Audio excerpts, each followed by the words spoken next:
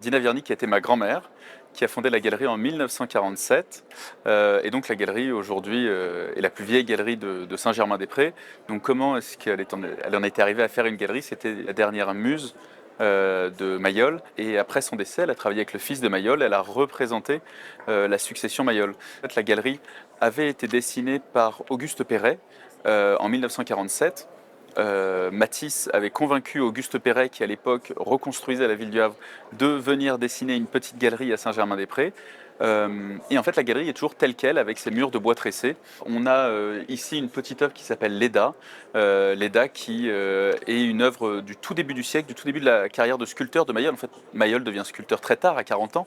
C'est un thème issu des Métamorphoses d'Ovide, mais Mayol décide d'enlever le signe pour retenir que l'idée du geste de Leda, qui essaie de repousser Zeus qui s'est métamorphosé dans la forme d'un cygne, ça a été son premier grand succès commercial. Dès qu'elle est présentée chez Vollard, tout le monde essaie de la voir. Vollard en fait beaucoup d'éditions, et le célèbre critique d'art Octave Mirbeau, qui en avait acheté un petit exemplaire en bronze, relate une petite histoire où Rodin vient la voir un soir chez lui et il la prend dans les mains, il la retourne dans tous les sens et dit « mais j'ai jamais vu un morceau de sculpture aussi parfait.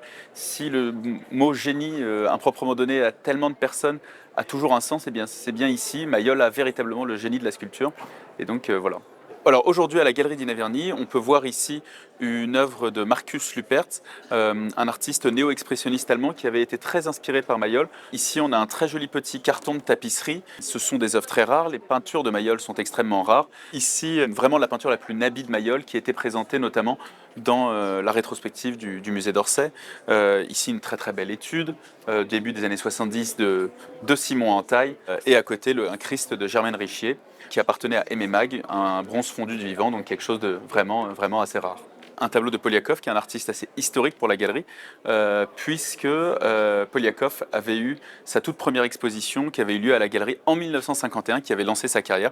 Pour la petite anecdote, il avait rencontré ma grand-mère parce qu'elle remplaçait une chanteuse dans un cabaret, et à la fin du concert, lui qui était guitariste lui avait dit « Est-ce que vous pourriez venir voir mes peintures? J'aimerais beaucoup vous montrer, je suis peintre. » Au début, elle ne voulait pas y aller, elle y est allée, elle a tellement aimé qu'elle a fait une exposition, et depuis la galerie est extrêmement liée à Poliakoff.